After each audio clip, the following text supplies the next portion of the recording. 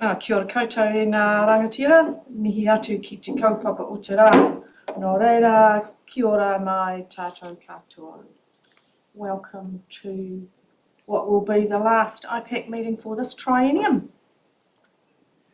So before we go any further, I will say thank you to councillors for their constructive, perceptive and erudite questions and comments and contributions to the IPAC work this triennium, and wish everyone the desired outcome for the upcoming elections.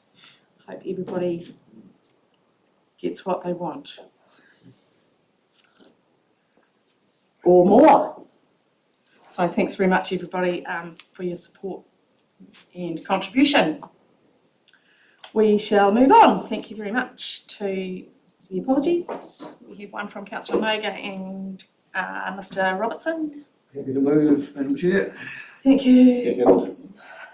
Councillor Horrell and Councillor Beard, all those in favour please say aye. Aye. Against? Carried, thank you. And declarations of interest. Not aware of any new ones. Public forum, petitions and deputations, there are none. And before we do the minutes, Jen, or after, do we need to table that? Or just for the urgency?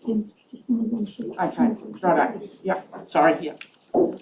So we'll go to the confirmation of the minutes of the 4th of August.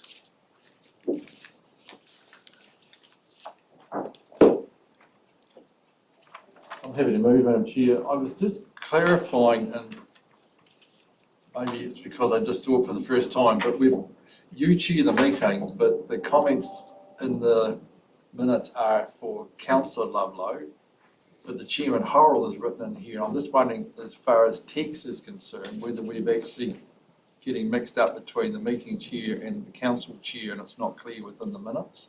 It's on page 7. You've got Chairman Horrell staff.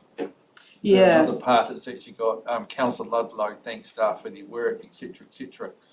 I'm just wondering whether have we actually dealt with that correctly as far as recording? Oh, we can review, and that is consistent with how we deal with them in the Robinson instance. The chairman of council is referred to as the chairman, the chair of the committee. Yeah. Yeah, Just that's clarifying fine. that. Yep. So you're moving that, Councillor McKellen. Second for last minutes, please. Thanks, Councillor Beard. All those in favour, please say aye. Aye. Against? Carried. Thank you. And item 6 is notification of extraordinary and urgent business, and we do have a supplementary report to table, which will be covered off in public excluded session, which we would hope to have as 1A. So we have item 1 is the draft annual report, and I would like to pop the supplementary report is tabled into a 1A, so it will require us to move into public excluded and for a short period of time to discuss the supplementary report and then out again before we carry on. Is that clear? Councillor Beard is moving that we table that report and Chairman Horrell is seconding. Any questions, comment? All those in favour please say aye. Aye. Against? Carried, thank you. I have had no questions sent to me. Can I ask, it's not necessarily an outright question, but I think it'd be good to pick it up in the minutes at this stage for staff next OPAC committee. Is that there's been a conversation basically saying we need to think bigger than our actual balance sheet, and maybe we should look at the consolidated balance sheet. There's a number of things happening and we need to get a bigger, wider view of that going forward. Can I just make that as a comment for the next triennium, not necessarily dealt with today, but reading the annual report, it started to see to me there's things in here that I think the bigger balance sheet we need to be aware of as a committee. Sure. Under risk. That could come as a recommendation from within the annual report discussion, please? Well, it could, I'd Just just so like that's to in be the- picked up somewhere Yeah. from that discussion. Great. So we have the chairman and councillors report, and you've got my report there on progress of any of the things that came up last meeting or meeting before. Any questions? Great, I'll move that report, thank you. Seconder, please. Thanks, councillor Beard. All those in favour, please say aye. Aye. Against, carried, marvellous. Righto. Takes us to item 1, the draft annual report. Ask staff to come forward, please.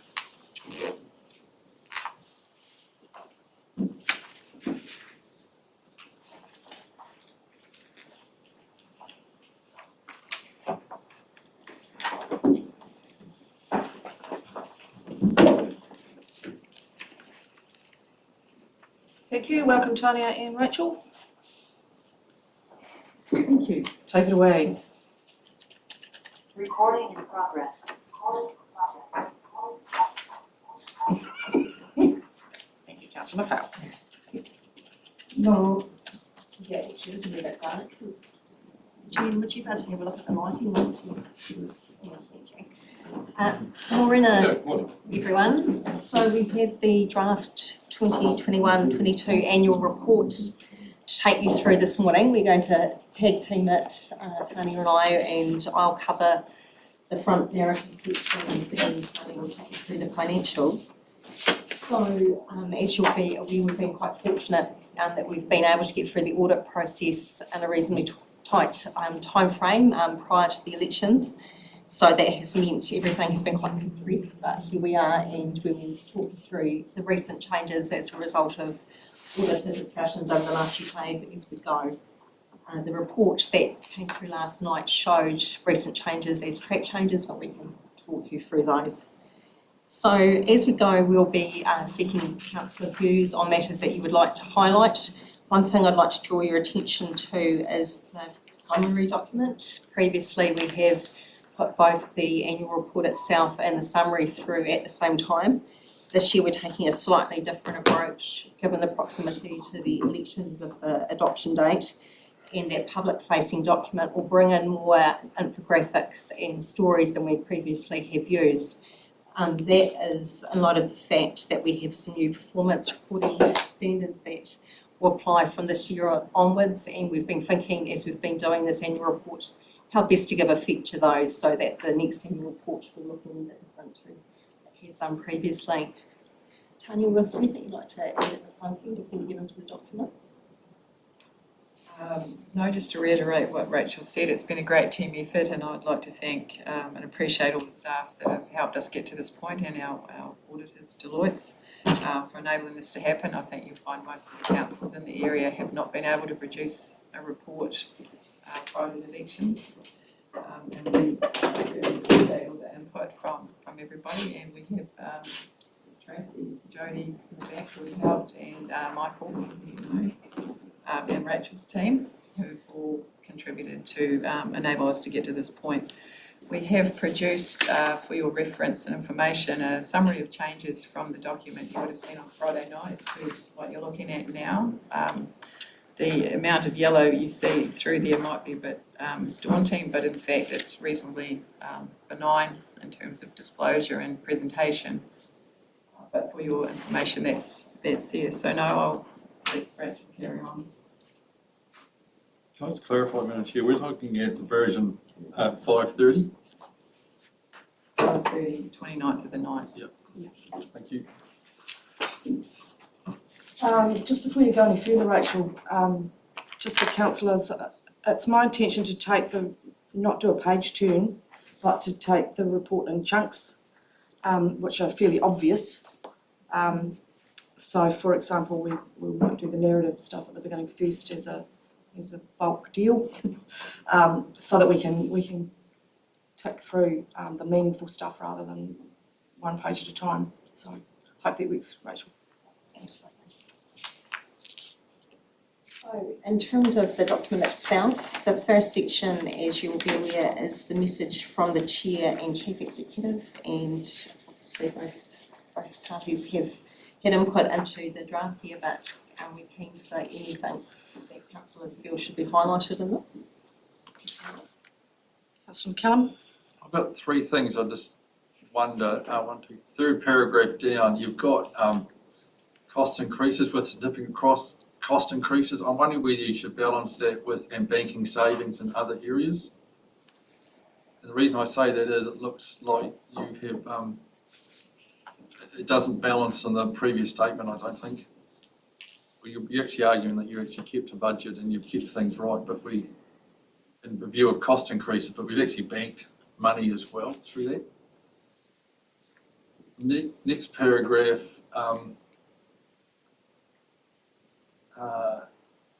after Environment South and what have we got there? Basically fulfilling it's our relationship, journey toward fulfilling our, I think it's in the wrong place, I can't see it, treaty partnership. I'm just wondering whether we need an extra word or two in there, in that first sentence. And then the last one was bottom of the second last paragraph. You refer to inflation, but in some respects we've got mortgage rates or cost of funds increases coming through as well. So we've targeted a difficult year with a number of issues coming towards us, but cost of funds is actually going up. That's going to be significant with debt loadings going forward, especially if we go up another 50 basic points. That's all I had, Madam Chair. Just it's a slight wording change just to make the balance better, in my view. Councillors, any support for those actions? Staff, thoughts? Councillors, are you? I just didn't quite understand the last point. The last point was Which paragraph are you looking at? second Councillor? Last paragraph on page 3. Yep. We know that as inflation, supply chain issues and high tight labour market, construction costs are continuing to increase. I wondered there after inflation you should put something about mortgage rates or cost of funds. There's actually another part that's not picked up in there because the cost of the financing, that's what you're really suggesting. You're looking a bit hesitant, Madam Chair, but I'm looking for support or not for those changes from the councillors actually. Necessary or not?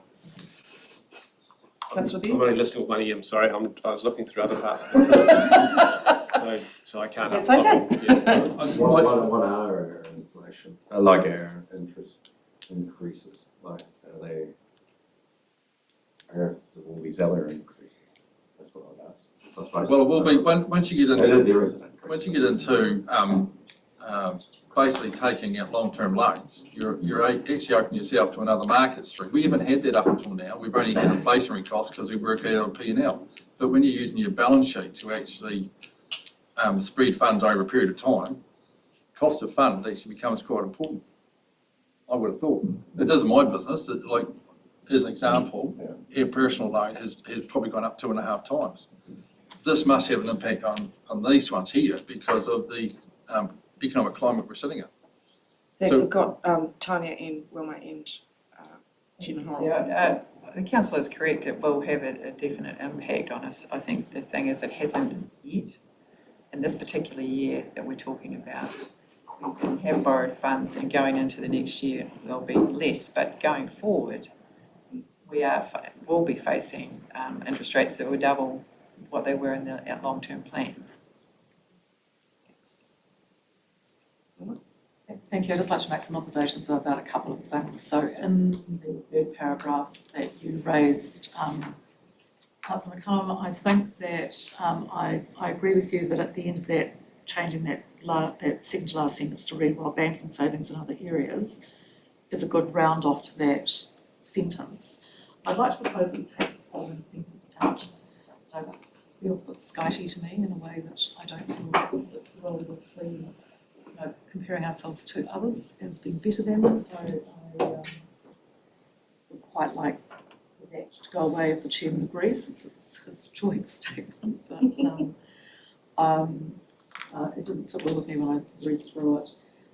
In that second to last paragraph on page 3, I feel that we're not making the point there clearly, and I think that that's really what you're struggling with, councillor. So are councillors happy if we rework that? I can't think exactly how I'd like to say that right now, but I think the point is that we're trying to explain, yes, we did have an underspend in the previous year, but we do have fiscal pressures, and that we're working to address those, I think is the point. And I just think we need to be a little clearer about it. The sentence that flows on that refers to more doesn't explain what more relates to, so I just would like us to tidy that sentence up if councillors are happy for us to do that and bring it back to the council meeting.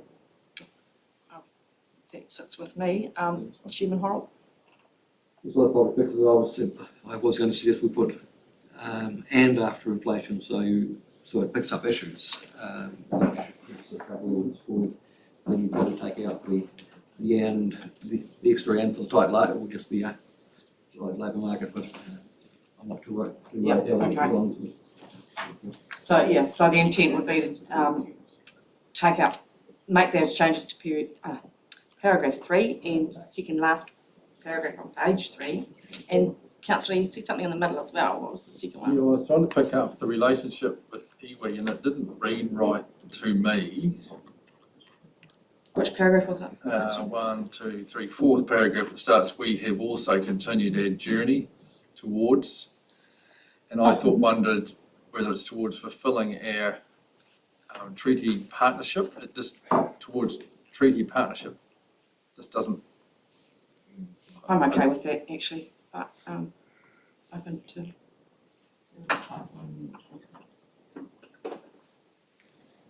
I think we Maybe might it's a just typo more than I was yeah. stumbling over, but I was just wondering, it didn't sort of flow correctly. Yeah.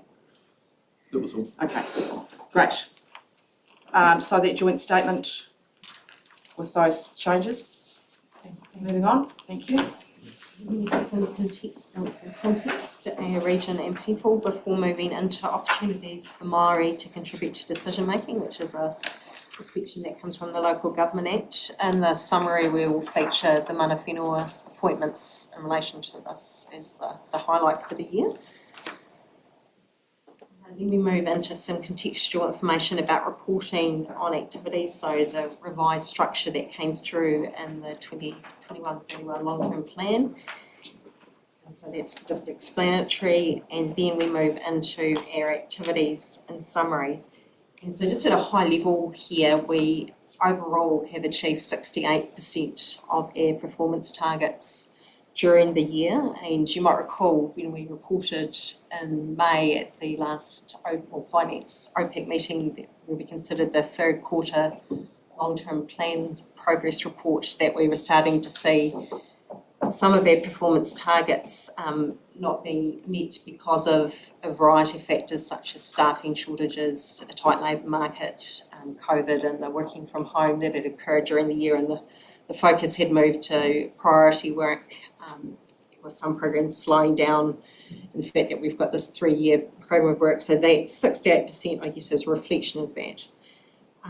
The tables there have got some changes, so the changes that occurred and were submitted last night were to a couple of performance targets. We had one in the biosecurity and biodiversity space, target 10.2, which ended up becoming a not achieved on balance, and then one in the climate change and community resilience, which became from not achieved to achieve. So that's changed the tables, and that's why you can see 2. So the top one comes out and the new one comes in.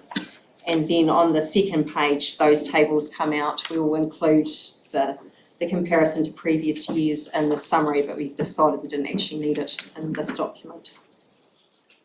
So if everyone's happy with that, or calls for questions, comments? Yeah. pause quickly for anything from page 5 to page 12 of the latest schedule.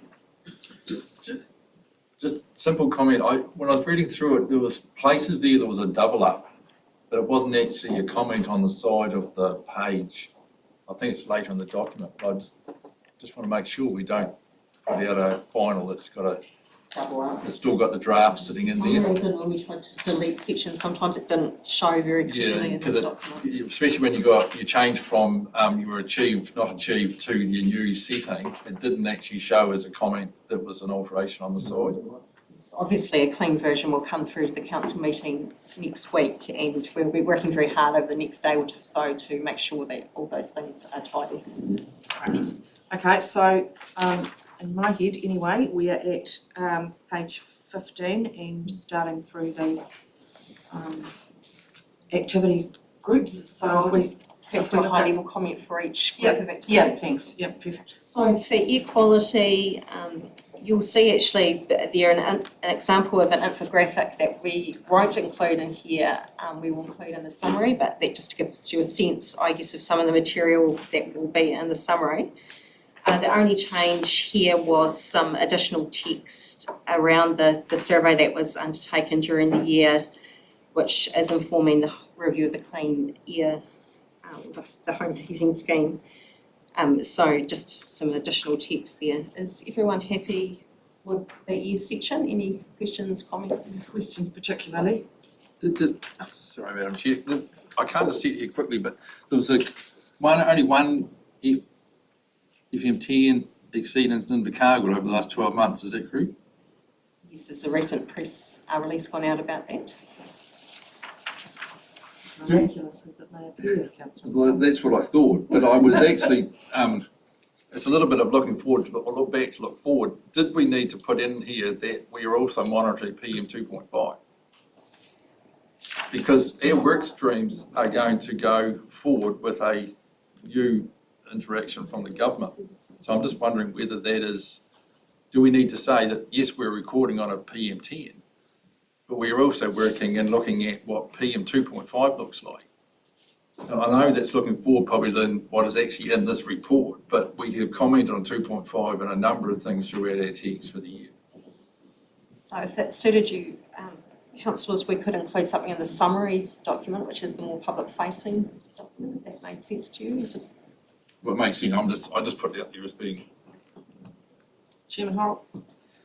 Yes, I guess that we are looking backwards, and that is still the legal framework, but it wouldn't hurt to have it in the summary document. But actually quite good to see those results coming out after we got a beat up from the 2016 report saying that Invercargill was the most dangerous place to live. Actually, the actuals for this year, and a lot of it is to do with probably not costs, but it's actually the best result we've had in quite some time. So it is a positive, and it also probably does show that some of our interventions are probably being more successful than we may have imagined when we heard that other report. Perhaps. We look forward to no exceedances at the 2.5 level. Okay, you're right with those comments, Rachel? Yes. Okay, so we'll look at number 2, which is the water and land section, please. This one, a key piece of work we will highlight in the summary is the regional forum report. There were no changes made as a result of recent audit or recent audit process. Any questions? Questions? No. Section 3. So section 3, biosecurity and biodiversity. We have some stories to go in here as well as infographics similar to what was presented at the Regional Services Committee recently in terms of the achievements through the year, including the Jobs for Nature work. As I mentioned, we did have one change and it's shown on page 27 as a result of discussions over the last few days. So we have changed the target 10.2 from achieved to not achieved, and the reason for that, whilst the program was largely achieved because we didn't do that second Fiordland compliance trip as outlined in the text there, we have to say that we did not achieve. And there's a little bit of additional text on target 12.2, just providing additional clarification. Any questions on section 3? Councillor McCallum. Given that Doc cancelled the trip and COVID was around, are we beating ourselves up too much? I know it was hard for staff to move to the not achieved because so much had been achieved, but actually the way the performance target is worded, that's just the way it is. And Mike's wryly smiling up the back, so we'll Well, just... I'm just, if we didn't, I suppose my argument is if we didn't achieve it because of what we did, that's fair. But if it was something that came from outside and we couldn't do our work, then I'm wondering whether there's another, whether it's achieved or not achieved. There's some other thing there that came along that disrupted us. So, because we could have done it, but it was cancelled out of our hands because of our relationships. I'm just wondering, Madam Chair, whether that's a true reflection on the business, organisation and staff, infrastructure and framework. That's my discussion. And I just find we're being a little bit tough on ourselves. Well, somebody else is perhaps being tough on us, but I just raise it. yeah, is it appropriate if Mike comments on that, maybe?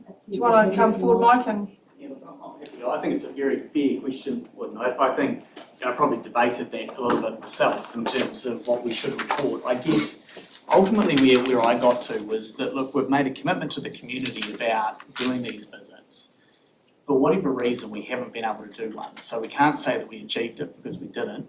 We didn't fulfil that commitment. I think the way that we might try and address it is through narrative to make it very clear the reasons for not being able to undertake that second visit. I think that's more appropriate than saying you've achieved something when in fact you haven't. I think it's probably to say not achieved, but here are the reasons why we didn't get there. Understanding that, but should the commentary say, and we were not able to reschedule, or some other commentary around, we did try, but we weren't able to get a date that suited this style of work?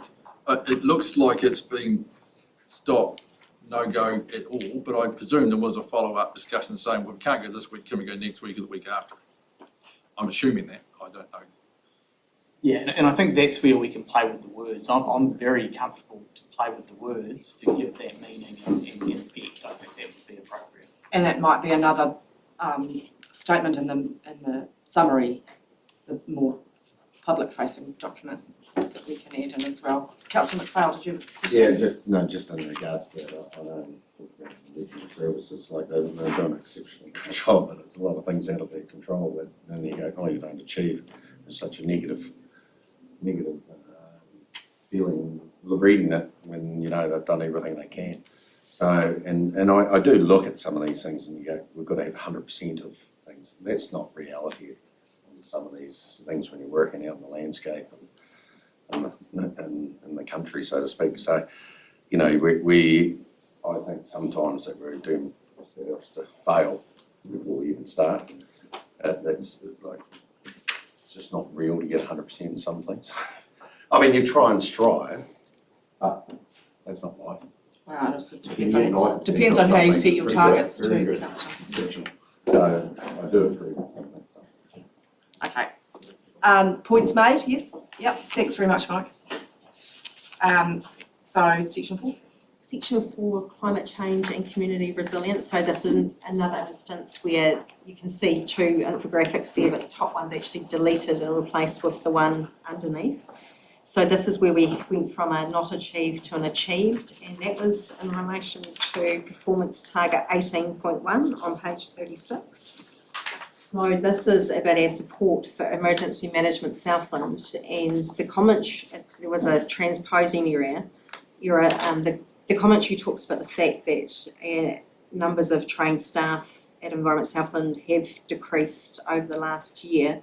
However, we still meet the required minimums for support for emergency management Southland, and that was confirmed by the manager over there. Any questions for that section? Chairman Horrell? Yes, just looking at 16.2 not achieved, then you go over the page to 18.2, which is achieved. it's a little, again, they almost look to be in conflict, and you say we refer to the one over the page. And I guess the other one is the review of the RTS. Like it is underway. We never expected to finish it by the end of the financial year. It's just, again, it's I guess it's a system that we've definitely failing in areas that we probably didn't actually. Well, some of them are 3-year programs, right? Right. The strategy was to be completed in the financial year.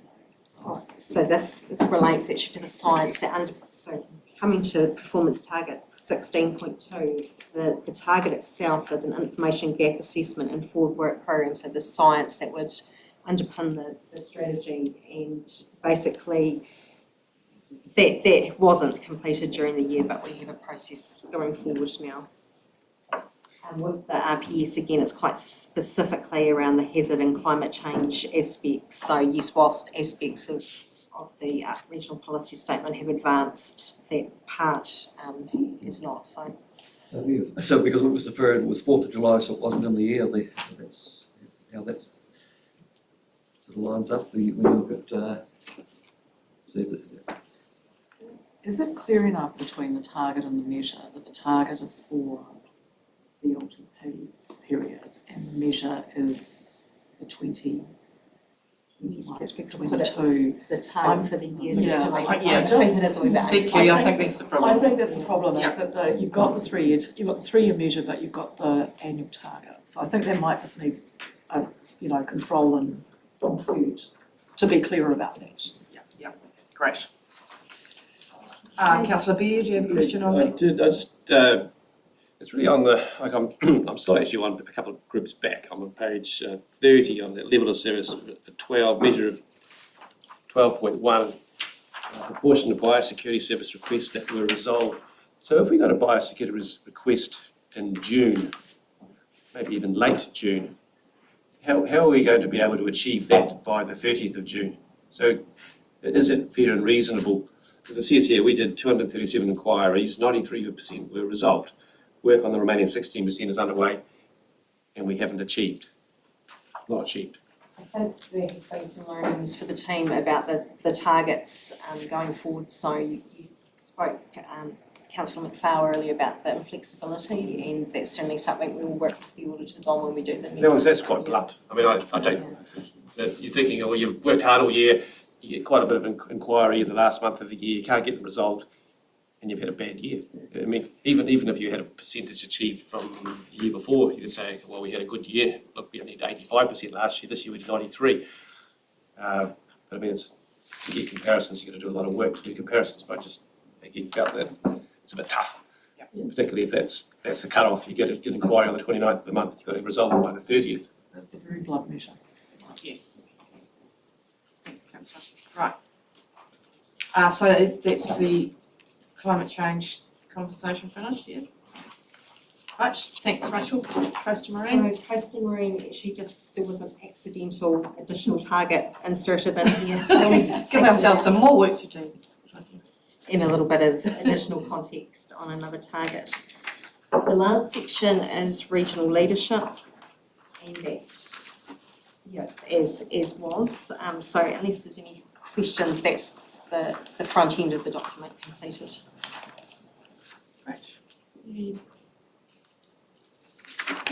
raises, this conversation today has raised what we've had other years, and that is that we want to be fair, but there are some target measures out there that, for whatever reason, as Ellen has pointed out, that if you get 2 or 3 complaints at the end of the year in the last month and there's no way you can physically fix it, that you actually have to report a non-compliance. In actual fact, you've done such a good job for the rest of the year. Is there a way that we can look forward to dealing with some of the stuff? I don't know whether it's the number of targets we've got or the way that we measure. And I understand we need to stretch target because that's important. But I'm just wondering whether there's another way to answering that question. I don't know the answer to that, but I think we need to work with the auditors in a way that is fair to ourselves as staff and the community, because we're really highlighting here there's still work to do. And some of that stuff's really important work and we don't want to rush it. So we shouldn't be beaten up over it, but there are some stuff we should be saying, we better get on with it, you've been stuffing around. So I just wondered the bigger questions should Yeah, I think sort of socialised a bit more. So we had discussions, a Zoom or Teams meeting recently where we looked at the number of performance targets and the management leader that you'll be considering shortly, and might want to comment there. There is thinking going on about the next set of performance measures and targets and what we might do that arose from this year. and bearing in mind that actually we've implemented the learnings from the previous times as well, so it's still It's a journey. it's still the journey, Yeah. for want of a better word. Right, thanks, Rachel. That takes us to page 53, which is the start of the finances section. Tanya, take it away.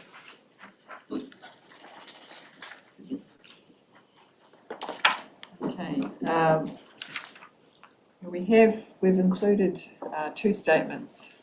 You've got the earlier copy and then the later version, so you've got two financial statements, revenue and expenses, two balance sheets, two cash flows. Yeah, so just so councillors have tweaked, they're face-to-face pages and one's the old and one's the adjusted. Yes. Yep. So we'll talk about the adjusted one. Yep. I won't go through the financials in detail, but what I'd like to say, Chair, that the result at the end is very similar to what we expected. And I looked back yesterday evening at what we'd actually were talking about in March, our March forecast. I'd like to say that it was purely skill, but it's a bit of skill and a bit of luck, obviously, that we ended up within 300,000 of our March forecast. So there were some ups and downs within that, but the most important number for us is that which is controllable as much as it could be, which is expenditure. So our final expenditure was within 300,000.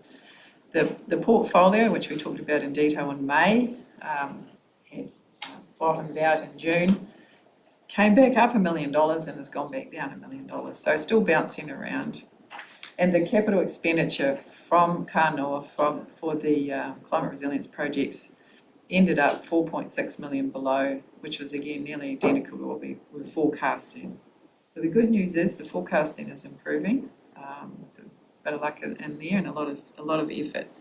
So the theme, nothing has really changed from the OPEC meetings where we've talked about. The themes are the same as I repeat. The payroll total cost of people was 6 to 7% below forecast for reasons we've discussed during the year. Our expenditure on our transformational projects was also behind schedule. So it's a 3-year program, and in this year we didn't spend as much as we initially anticipated. So the final result is a surplus. The bottom line there says 2.7 million. As you know, we actually have an operating deficit most years, and we have capital income there that shows us actually looking like we've got a surplus.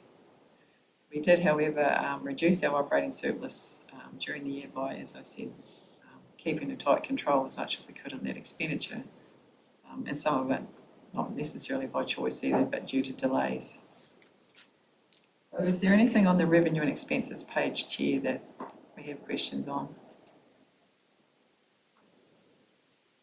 I made some questions up about some of the notes, but I guess we'll go there in due course. Next page then is financial position, or we used to call balance sheet. Probably of significance there, the first line is the cash and cash equivalents. So we carried $6.3 million at balance date in the bank or invested. Versus a budget we expected to have no funds and be in debt, in fact. And again, that's simply due to the stage at which our climate resilience projects were at June. Our trade and other receivables are a little bit higher. Nothing significant. That has since improved. Our other financial assets are our portfolio, so that was 26.7 as we've discussed, the value had decreased from what we anticipated. Plant and property and equipment, 44.6 million, again, quite a bit there under budget again, because we anticipated having that project work completed, or some of it at that point. And not much else there to comment on, Chair, in terms of changes. Questions? Councillor McPhail. When we were talking about a 2.7 surplus, so to speak, have we got the ability, obviously people will see the 20% rate increase last year and reflect back on, hey, you rated too much. Can you explain that? Very simple. And I'm that, looking from a ratepayer point of view, which I'm really saying. if we could pull out the capital income from Kanoa, you'd find that that would be zero. So that's the difficulty with having grant income coming through as capital profit, when in fact it's not, and that's difficulty for all of us, and then explaining it to the public. That's the you know, I was even thinking back, Chief, CEO and the Chairman's report in regards to looking at people reflect on saying, hey, you've taken my rates and you've underspent, you can't spend the money, now you're hanging on to it, you put the rates up again. It's just the actual looking at it and trying to understand it from the community's point of view. Explain all that. Will? Yeah, so I agree, councillor, and I think what we need to do there is in that paragraph, that's the second to the last one on page 3, is the opportunity to explain that, which is why I'd like to rework that paragraph. Right, Chairman Holt. Yeah, just marked page 15, thinking of the same thing the public was reading, financial results, that the financial result for the year was a surplus of 2.7, less than the annual budget of 6.9. It's a little bit below what most people would think. What does that mean? Yeah. So probably really want to hear me if I can increase. We can have some sentence that gives us the clarity to, yeah. Okay. Thanks, Tony. Moving on. Page 59, cash statement of cash flows. There's on the page in front of you, I think we've got a handwritten note. Handwritten number there at the bottom of the page. Does yours say #ref? No. It does, yeah. Yeah, so that's a small, it's listed on the schedule of changes here as cash flow balance. The hashtag came through with some other gremlin. So the numbers there were, the net change in cash and cash equivalents was 1,017,000, and the closing balance will be 6.3 million, same as the balance sheet. You can see that we had budgeted to draw down $3 million of debt, partway down the page, term debt under the annual plan column. Of course, we haven't had to do that yet.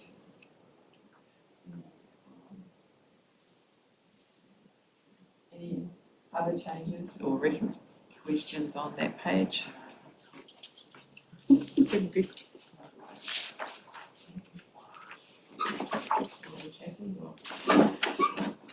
We can jump through the accounting policies Thank you, Tony, for boxing on. and take the notes as a group. So page 72. Can I just go back, page 60, you've got significant accounting policies, it's the same style of writing as the revenue recognition underneath. Well, is there, bottom of page 60, Yeah.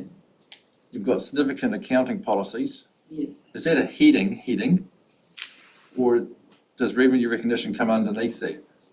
It is 2 headings, councillor, we will have a wee look at that. Because to me, there's either words missing or that needs to be a different level of writing. Okay. They are 2 different headings, but good spotting, thank you. Okay, so moving swiftly-ish on.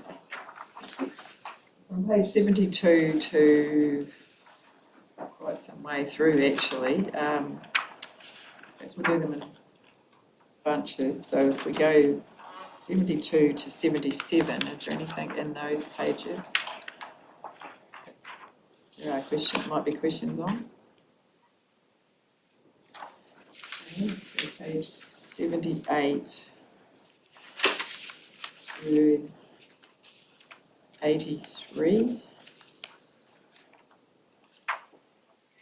Just bear with me on that, those are the ones I've got notes on, just.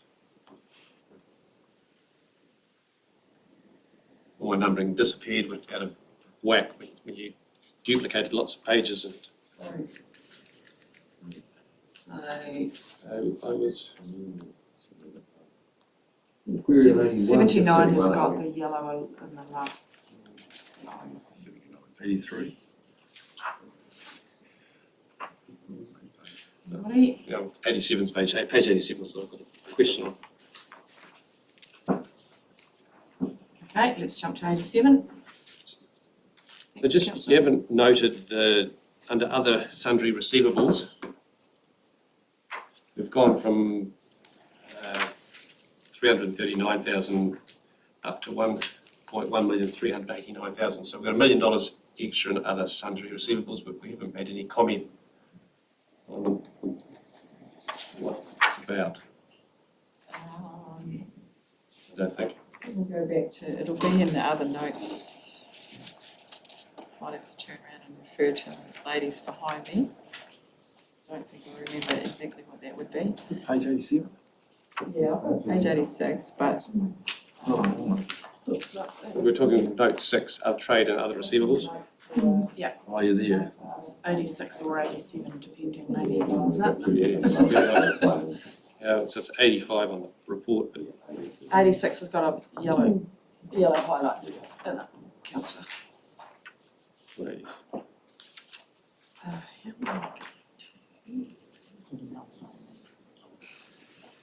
yeah.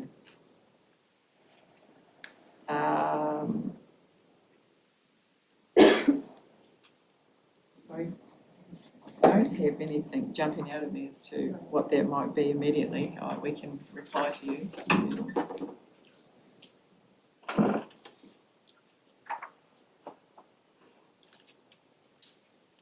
I'm sure I'll remember as soon as we go. Move on. Okay, so we will keep moving because we've got Mike here and we'd like to make the most of his expertise. So that takes me anyway to page 93. I don't know about anybody else, Yeah. but I'm about there. And then we could take up to just about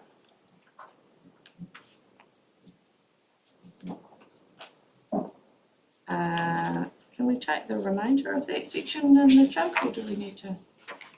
I had a question also on Lake Hawkins is a bit contentious, and just how we had Lake Hawkins pump house restricted reserves. Just a clarification, over the last 2 years we've dropped that from around over 300,000 down to 3,000, so 109,000 went out of it last year, 234,000 this year. So just an explanation, is that associated costs with investigation, or how we access or exercise those reserves? That's the share of the local funding. So that's the full extent. In the LTP, we plan to use all of that reserve, which is actually for replacement, to partially fund the local share of the new pump station. So it was built up at some point, because we haven't added much to it in the last couple of years, and now we've. It's been built by ratepayers over a very long time at quite a small amount per year, around 10 or 11,000 if it's in surplus. Maximum was 300,000. And yes, we use that to partially fund, as I say, the local share of that project. balance from that point will be debt. Chairman I looked at that line too, Alan, and I assumed that it was possibly repairs to keep the whole thing going. Could be wrong, but I noticed there's a rebuild. Yeah. Thank you. Right, so Tony, where are you at with your page counting? Because I'm, 107. yeah, great, Can I- so, Just for reference, Madam Chair, that page 95 in the yellow, that's where I picked up, when it's talked about interest rate swaps, etc. That's where I picked up the point that we needed to, in my question earlier Yep. on, was starting to understand what's happening in the bigger consolidated balance sheet. good point, yes. And we can pick it up later, but I think it's quite important, because that's where that's stimulated. Yeah, great. Thank you. So let's take the next, I don't know, 10 pages. Let's take us to 100 and, what's the next section start? Section 24, so that would be page 122. I just had a question to review again about what Lloyd's talking about, the efforts or exercises what Southport is doing. In particular, we know that they're looking to deepen the harbour, and obviously they applied for a consent and were granted a consent. We haven't referenced that, but is it largely because there's been no commitment made by them to actually action that, or do we know whether they have agreed to pursue that, and obviously there's associated cost in the millions if they do pursue that and they haven't got the funding on their balance sheet to do it. So there's a lot of points in that. Will appear to have 6 million left of their facility to do it. Yeah, so I don't think I can comment on the funding plans. In terms of the disclosure on the statement, they would have disclosed what they were committed to, their balance date. So if they were not committed, they wouldn't have disclosed it. And I understand that it's they're still developing their business case and using their initial dredging to finalise their full costings or the expected full costings in it. And you might have seen that media release to say that they are working under a prior consent to determine the full extent of what they need to do in the final dredging. So I think they announced $10 million some years ago, and then they've changed it, and then they're now reconsidering it based on the information they're getting from their dredging. Okay, but we don't. And just to add to that, the disclosure in the financial statements is a requirement to contractual commitments. So there may well be an intent to invest, but if it's not contractually in place at 30 June, you don't need to disclose that. It's fine. Great, thank you. So I'm now at page 122, which is the start of section 24. Explanation of major variances, but happy to take that next chunk.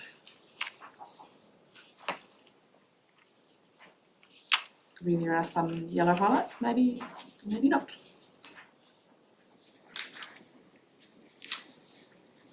Given that we've got other work to move on with.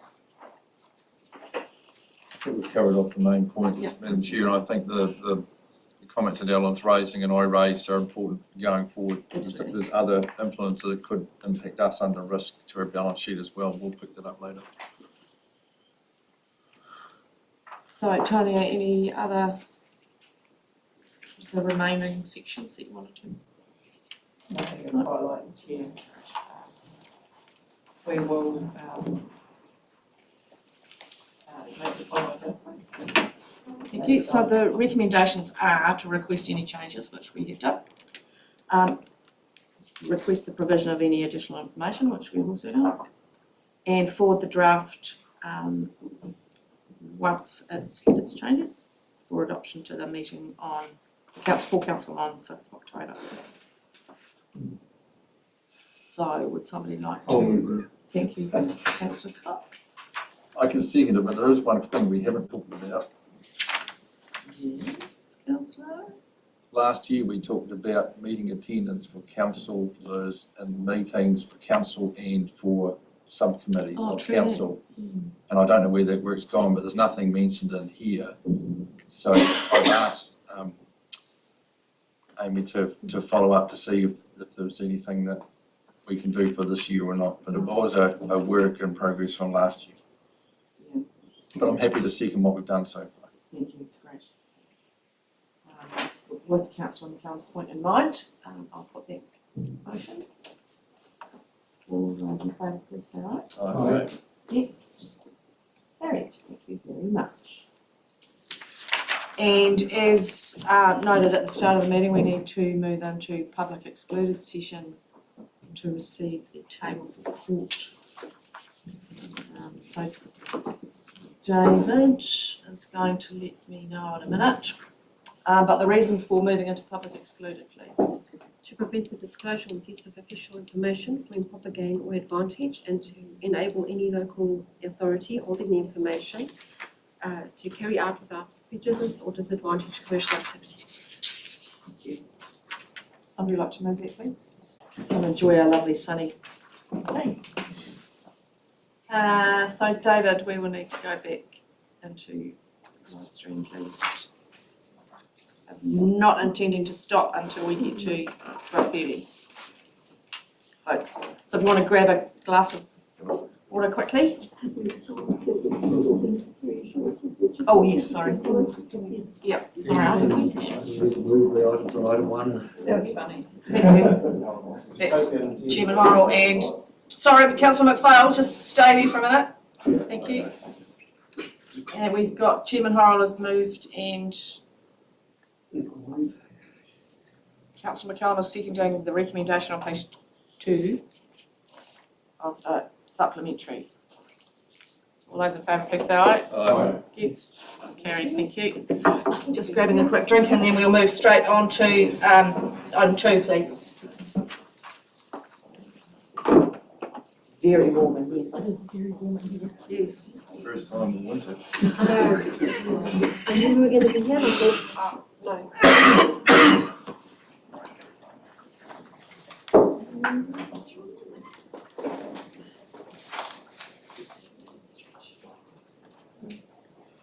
I've got 2 minutes. Oh, okay, we weren't having a break, but we are having a break.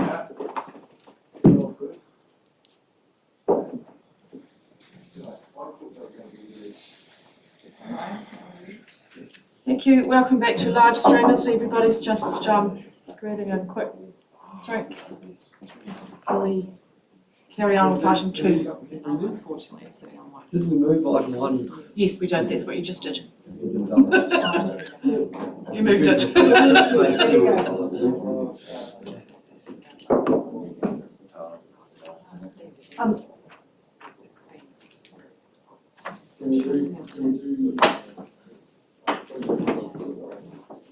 Can we do it 2 3 days? Backwards and forwards, and I apologise. Even if it's 2 bits of live stream?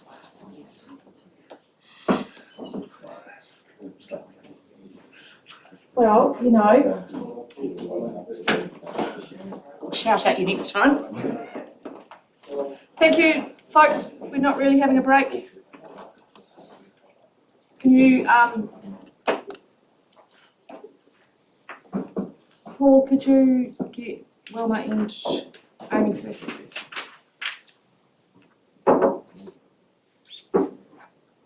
We're about to launch into item 2 as soon as we've got everybody back.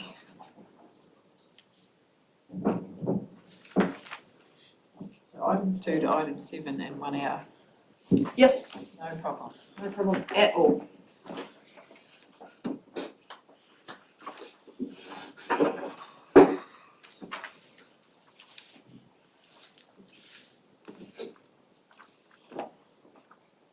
Yeah, will be, because it will be, it's after, yes, it's what it's. Okay. Yeah. Hopefully, yes. With every intention of catching up again. I think we might just box on, Tanya, thanks. Thank you, Chair. So the investment report, the 30th of June. I think, again, nothing too dissimilar to previous reports. capital value of the portfolio had decreased 2.8 million over the 12 months to the 30th of June, and as I've since said, it has subsequently increased and is coming back towards this direction. Pleasingly, the dividend and interest received in the portfolio has increased over budget, and that's obviously as interest rates rise. That two-prong effect we've talked about, the income comes up, but the capital value goes down. Expenses and costs above budget over the period. That actually reflects transaction costs during the period.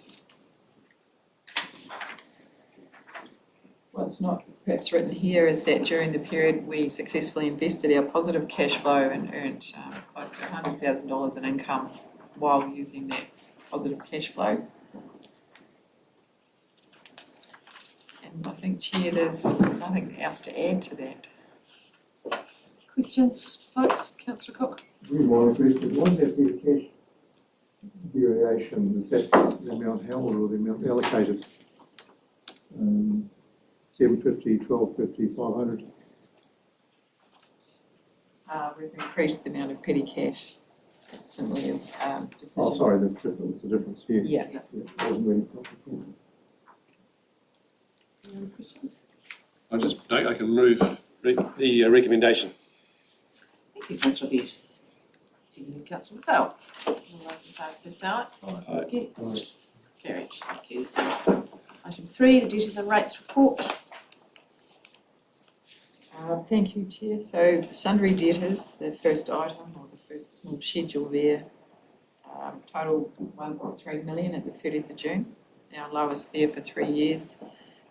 More pleasingly, the overdue balance, which is greater than 30 days, 274,000, substantially better again over the period of time, reflecting both the effort's gone into some of the older debtors, but more so in fact the fact that we are largely, I would say 50% in funds now with consent applications. We're working with the consent holders cash in 50% of the cases rather than all of ours and then recovering that. So it's reduced both our work in progress, our debtors, and clearly our risk as well. Can I just bring up then the question I asked earlier about the 1389, which obviously is that's the number, and the comparison in the 21 accounts was 338, yet we're saying 1160 as a comparison. It'll be the classification councillor, so I'll have to go and have a look at that, how we've split it up between the years.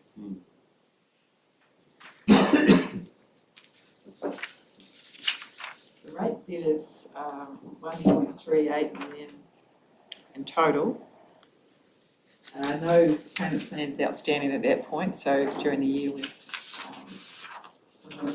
we've got 1 or 2 payment plans still to come. As a percentage of the total rates invoiced in November, 6% still. It's a reflection of obviously the greater amount out there. Also, the 1.3 reflects the other side of the equation is that we've been adding interest to those outstanding, and in November there was, as we do under our policy and as every council does, but so it does accumulate there. Looks like we're not making progress, but in fact we are making progress. So we've got many more people on payment plans with us where they've come to an arrangement, but still there's, I think I mentioned there, 1,700 ratepayers who are working with us through Debt Management Central. We have a small handful that are going through the courts and in different phases. Working jointly, as I've said in the past, with other councils. So I'd like to move that then, please. Thanks, Councillor McPhail. You have a question? Yep, sorry. So this is obviously positive progress and it's good. Is this, and we're putting it down to the management of those debt? The debtors or the rates? Well, we're looking at the debtors. The debtors is Being dealt with through the DMC. the debtors is both. I would suggest that the biggest change made was the increasing the deposits on the consenting. Right. Ensuring that we're invoicing the large consents. on time, well, not on time, as soon as possible, but not letting them get to that point. Following up with some older ones, some more gnarly ones, but reducing our risk up front by asking for a deposit that would pay our time and cost initially has been fundamental. It just flows right through the system and makes it so much easier for everybody. Hasn't been met with that much resistance unless you've got 3 potential consents on one application, but our consents manager has suggested that it went more smoothly than he expected. Thanks, councillor. I just, obviously looking back at the notes to the accounts, trade receivables 4,060,000. How do we reconcile that number to this report? And again, my other question, I'm not sure whether it's coincidental that the other sundry receivables, which I'd asked about, happens to be the same number as the 1389 on this report, or is that purely coincidental? Because wouldn't our trade receivables be our debtors from ratepayers being part of the 4 million, as opposed to whatever is the other sundry receivables of 1389? So Logically, yes, but I will need to look at this. Could be prepayments in there. There's a number of classifications that could be sitting in there. So I can take into note, council, and I'll hold some explanation. I get to see the schedules. just to see what, I mean, This sundry debtors here straight off the debtors ledger. So the others will be accounting classifications that I'll look at. So we have a mover for that motion. Having to second it and just note the work down this line, which will be a continual challenge for us, but I think it just proves that by making some good logical steps around cash flows, you actually see it come right through your balance sheet, right through. So we need to move on those hardcore ones and move to more within the timely 12-month period. It's definitely been an improvement over So we should the note last that, 3 years, absolutely. and there's going to be work to carry on in that area. Yeah. So we have councillor McFarlane moving and councillor McCallum seconding. All those in favour, please say aye. Aye. Against, carried. Thank you. Item 4, cash flow forecast. So forecast for the 30th of June, attached. Opening balance of cash, 6.3 million. 1.6 million of that was committed to other projects, climate resilience, jobs and nature. And on top of that, well, perhaps included in that, we're holding funds on behalf of the Whakamana Te Waituna project as well, which would have been 800,000, I think, is noted in the accounts at the time. So last meeting, we were asked a question about funding, climate resilience and interest costs. You can see that the cash flow projection we've got here is inclusive of all operational and capital costs, and we are planning to use our own cash flow through the summer to fund those initial parts of the climate resilience project, and we can until May. Now, the question is, could we or should we draw down our debt to prevent us being faced with increasing costs as interest rates may continue to rise and hold that in funds? These are discussions that we need to determine. I had a meeting with the LGFA representative, well, our advisor to LGFA, only some weeks ago, where he told me that interest rates had peaked and were returning slightly the other side. So the story keeps evolving. Is there any questions, Chair, on that cash flow statement? Councillor McCallum. I think that the graph really tells the whole story, but I'm just wondering, maybe it's a personal view, but we're getting caught up between our business as usual and our capital expenditure to a point where it's very hard to see what is actually those two lines. One's capital investment project, assets on the ground, and the other is we're running a business. I think are we at the risk, I suppose, the question of actually merging those to the point where you actually can't see clearly those two funding streams. So to answer your question, I think most other businesses would capitalise and show this different different funding lines and different progress. Now, there is a cost to that, I understand that. But I'm just wondering, for transparency, especially going into the new council, they will not understand some of the stuff, and we need to be clear because we're going to have other things come in, like the Matera banks. We're going to have other capital funding issues come in, and maybe a discipline at this stage would actually help us going forward. If you like, councillor, we have the separate lines in here, but if you like, we could graph them separately. We're tracking them separately. It'd be fair to say that the second summer won't be like this, because we're looking at 10 plus million of hardcore debt. But in saying that, when we receive $24 million in the summer, I think it's still to our advantage to be using that. So it's to put that funding program in place so that we understand. We could literally halve our own interest rate, our cost by doing it, so.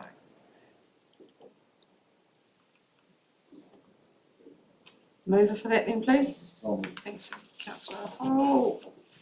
Second, councillor Beard. All those in favour, please say aye. Against? Carried. Thank you. Thanks, Tony. It's been a long haul. Well done. We move to item 5, which is Regional Software Holdings Annual Report, 30 June. And I will welcome Jane and her guest.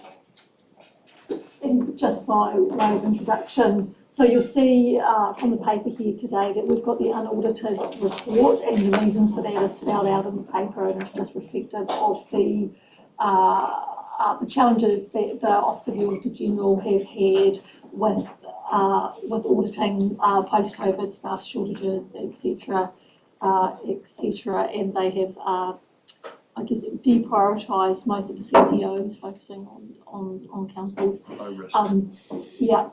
Specifically with respect to RSHL, you'll note the comment there that it's considered low risk and low priority, which is why we're presenting it. And we're fortunate to have with us today Mike Neal, who is the chair of RSHL.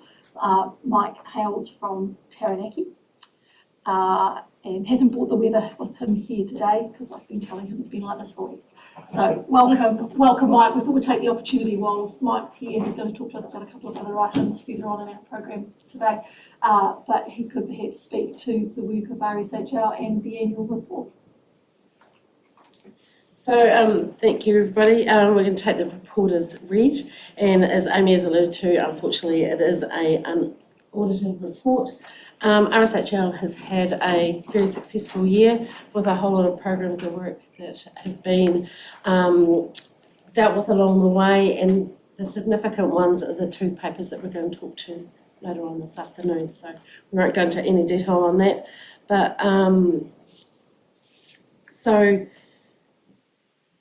the other part of the report is about the intangible assets, and that we're starting to depreciate IRIS as it has come to its end of life, which is a moment in time, and again we speak to that this afternoon. So we're dealing with that from the financial point of view. Mike, is there anything you'd like to add to the annual report at this stage? Through the chair, tēnā koutou katoa, ko Mike Neal, ko Kai Haile, te Taranaki Regional Council, te Regional Software Holding Limited, tēnā koutou katoa. Privileged to be here, thank you for the invite. Lovely to be here in your spring Southland weather. It was a lovely flight in this morning. I am presenting the annual report, and we'll talk about this a little bit later on this afternoon. Regional Software Holdings Limited is in a very interesting point of its career, of its journey, and it's at a transition point. What you're seeing in the annual report that you have in front of you today is reaching sort of a seminal point in that journey where you've got the original purpose that the company was set up for, being IRIS Classic, coming to end of life, and we're addressing the issues around what we do with the residual value of that particular product, and then looking forwards to what the future holds for Regional Software Holdings Limited in terms of the services that it provides to the regional sector, as well as the services through such products as Iris Next Generation that provides to individual councils within the sector. So we're at a very exciting point in that journey, and the next few years are going to be fun. So very happy to answer any questions, Chair, on the annual report. Thank you. Questions on the annual report, please, Councillor McCallum. Oh, darn, because my question's not. Might it be better for this afternoon? Possibly. Thank you. Chairman Horrell. I suppose it's related to the annual report, maybe just the old new generation. I'm assuming this time, are you buying a product, or like the Iris was sort of developed by the regional councils because there actually wasn't a product around the time that was user friendly? You might just be able to outline us where you're going with the new product. It's good to see other councils coming on board. More resilience than we've perhaps had in the past. I'm happy to answer that question now. It's possibly, we could go into it a bit more depth this afternoon, but in general terms, the Iris Classic product was a total build from the ground up. We went to market looking to, with our preference, to buy a product off the shelf. That product did not exist. Hence we had to go through that development process.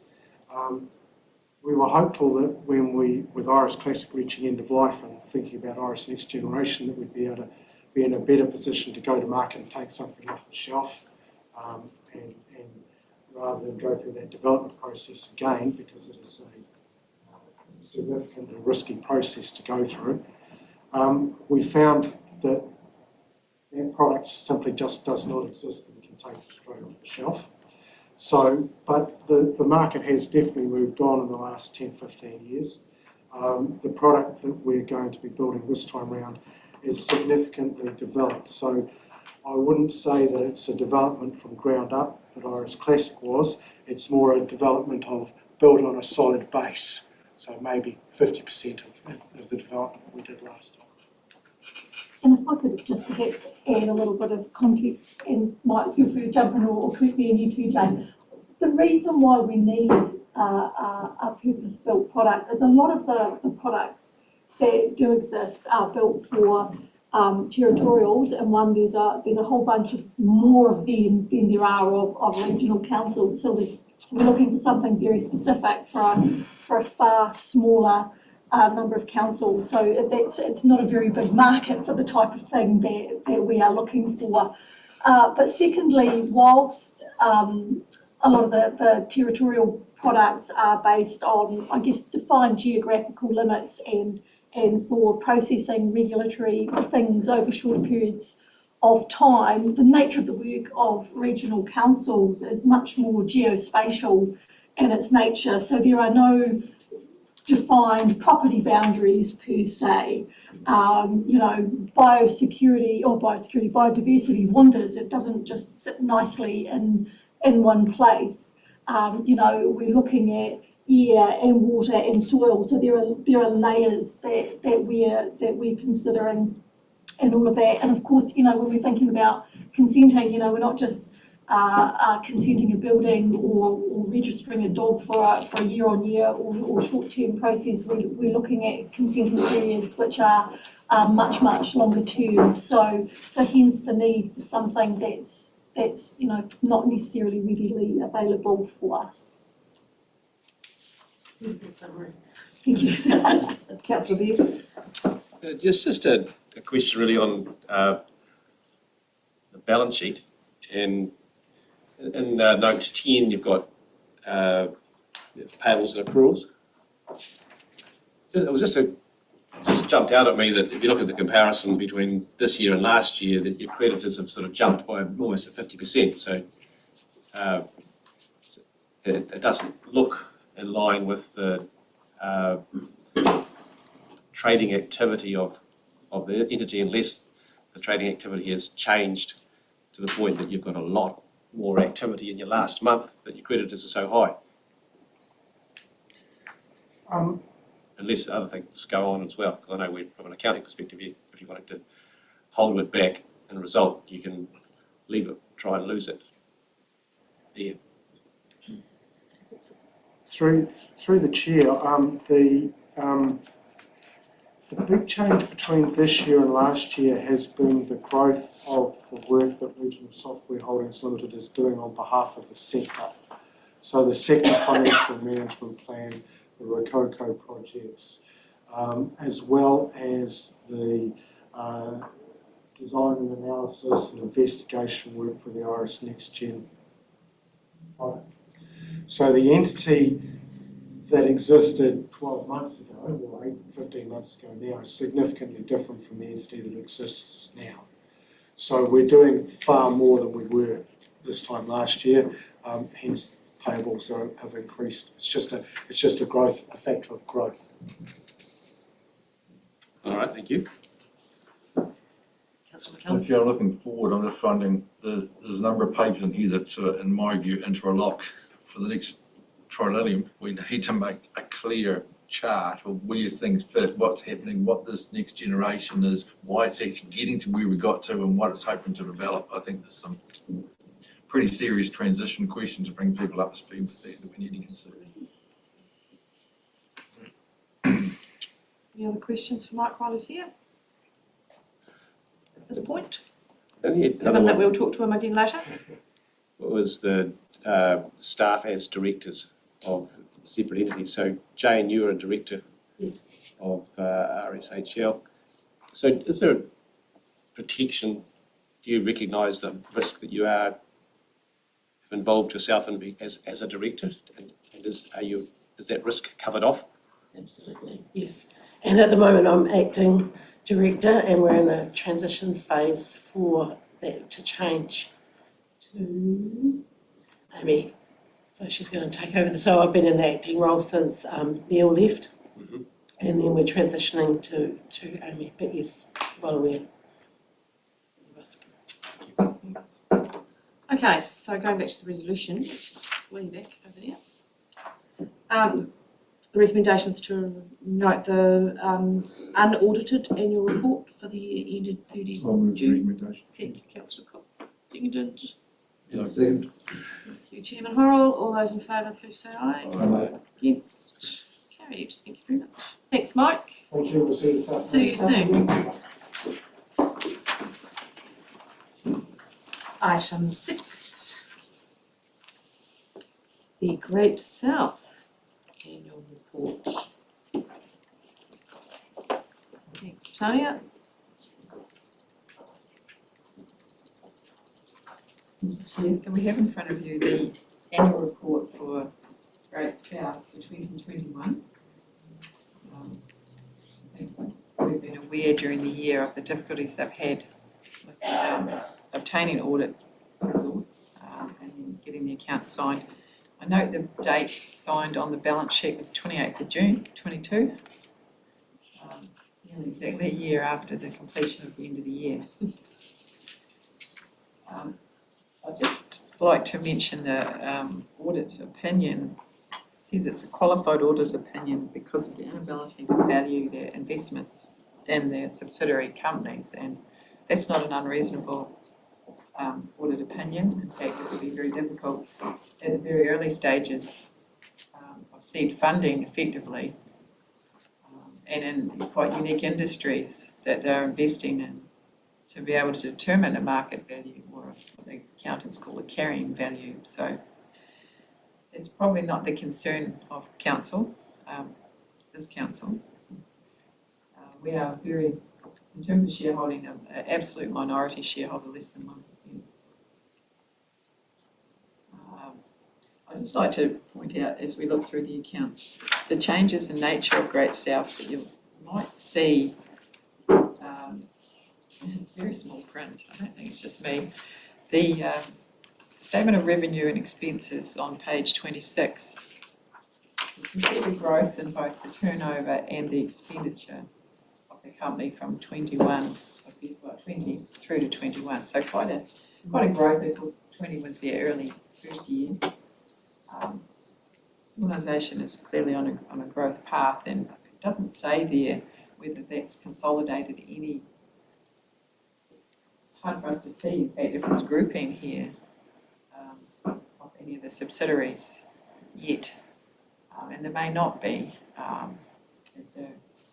depending on the consolidation and the stage of those companies. The same with the balance sheet. The numbers are all growing as the business grows. The balance sheet is heading in the right direction. It's suggesting that the net value of the organisation has increased based on those values that are declared there. And the cash flow is still also going in the right direction. So we wait to see the audited accounts for 22. I think to see what changes have occurred during the year. When might that happen, Tanya?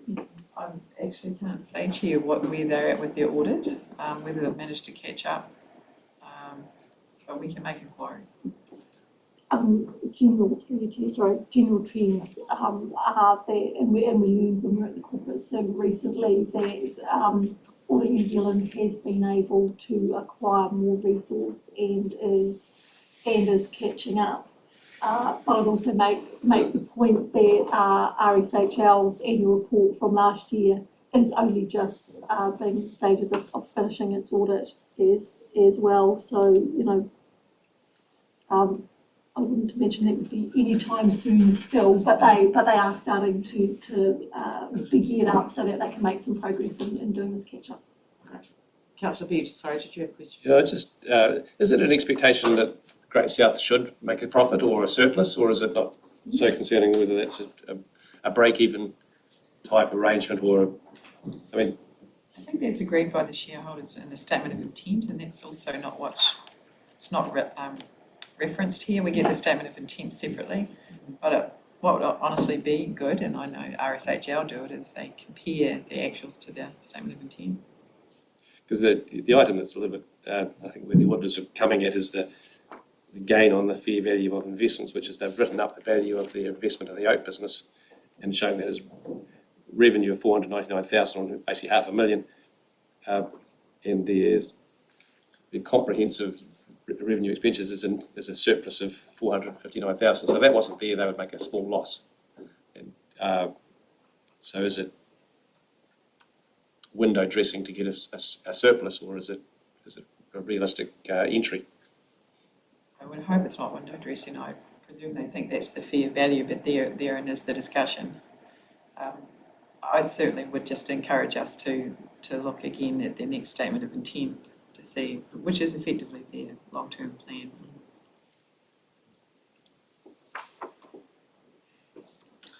Councillor McCallum and then Chairman Horrell. I think we need to keep watching this. I think there's the Mural Forum's had some discussions around this as well, and I think there's some unanswered questions sitting in the background here that refer to exposure on balance sheets going forward that we'd actually like to understand far better. And it seems to have sat around not being answered properly or as fast as I would have thought it would be. So it does concern me that we're dealing with a balance sheet that's reasonably quite, or audit accounts that are not as up to date as I would like to see it. Point made. Chairman Horrell.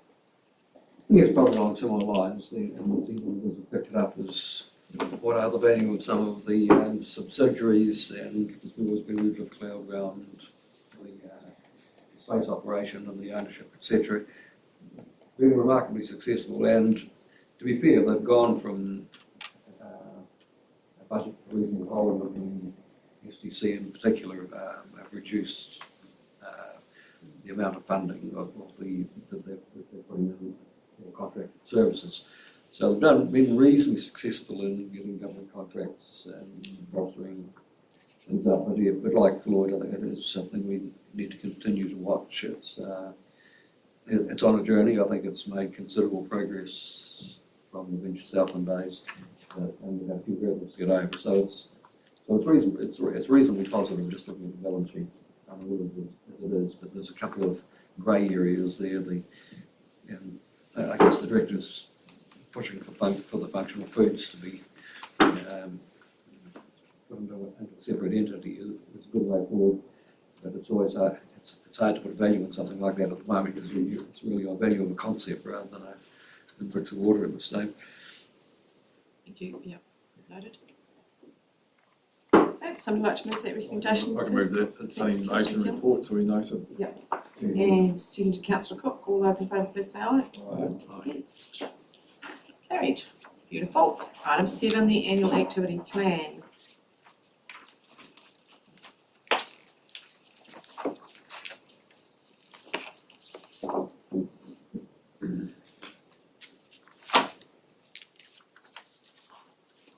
Got any comments, Tony? Do you want to talk through the blue bits? Yeah, so Chair, just noting in here that we've brought the financial report into this meeting. And which includes, well, we don't have an individual CapEx to report, to be fair, other than that which is in the annual report. And the LTP performance reporting has become merged into the annual report. The divisional managers update is not at this meeting. We have a reasonably full agenda, so. But at the next, and we brought forward, and I might like to mention to Mr. Robertson that we brought forward. Yes, we will. We brought forward the insurance report and the insurance advisors from the November meeting to the September meeting for the sole purpose of being able to discuss the insurances pre-renewal. They would normally have sat in November in the risk meeting, and we could have had a fulsome discussion on the outcome and the costs of insurance. But so today you'll be meeting the our account manager, if you like, the New Zealand account manager for Aon, and we're also talking through the results of one set of placements of insurance, where the other one's at. So hence the blue. And unfortunately, Mr. Robertson can't be with us today. No, but we will tell him that we've done well. He'll watch, We'll be I'm reminded. sure. I'm sure he'll watch eventually. Thanks, Tanya. Any comments? Just those couple of things that have been brought into this meeting rather than anything else. I'll move the recommendation. Thanks, Councillor. Councillor Cook moves, seconded by Councillor Beard. All those in favour, please say aye. Against? Carried. That takes us to the end of this part of the session.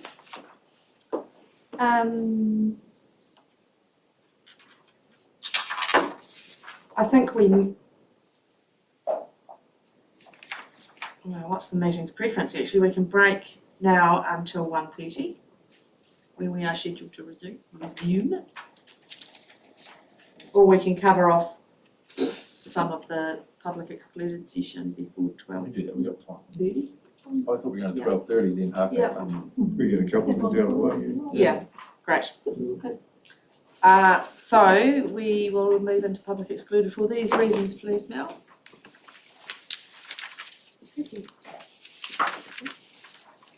To carry on with our prejudice or disadvantage negotiations, including commercial and industrial negotiations, to protect the privacy of natural persons, including that of deceased natural persons, and to prevent the disclosure or use of official information for improper gain or advantage. I'll move. Seconded. Chairman Horrell, all those in favour, please say aye.